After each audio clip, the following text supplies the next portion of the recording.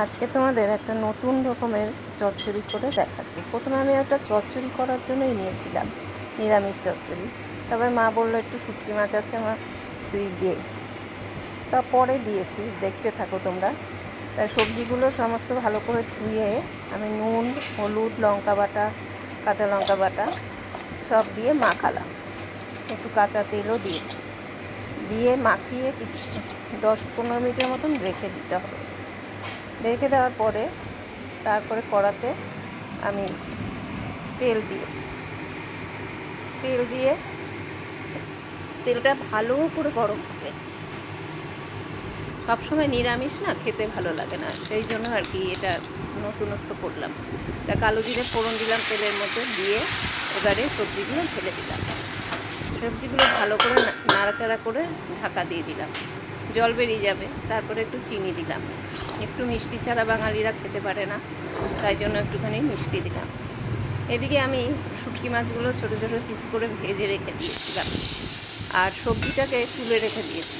দিয়ে এবারে এই শুটকি মাছটা ভেজে লাল করে ভাজতে হবে। ভাজার পর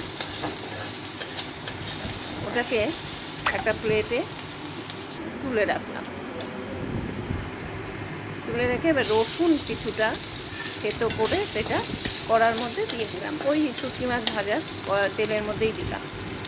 দিয়ে ওটাকে নাড়তে থাকি, নাড়তে তারপরে লাল করে ভাজা হলে সবজিগুলো ওই দিয়ে দিলাম। এবার শুটকি মাছটাও দিলাম। দিলে কী হবে, টেস্টটা হবে, আর কিছুক্ষণ একটু নাড়াচাড়া করতে হবে যাতে শুটকি মাছটাও নরম হয়ে যায় আর খেতেও খুব ভালো লাগে। কেননা আমার বাবা আবার বেশি শক্ত জিনিস খেতে পারে না, তাই জন্য আর কি করছি।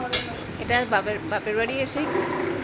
মায়ের কাছেই আবদার করেছিলাম, মা বললো যে তুই তাহলে শুটকি মাছ দিয়েই খাই। আমি নিরামিষটাই বেশি খাই, শ্বশুরবাড়িতে বেশি আমি নিরামিষটাই খাই। এখন আমি এটা রান্না করছি। তা দেখো সুন্দর একটা গামাখা হয়েছে। এবার নামিয়ে দিলাম একটা সার্ভিং প্লেটে। আমি তোমাদের যদি ভালো লাগে তাহলে লাইক সাবস্ক্রাইব করতে ভুলো না।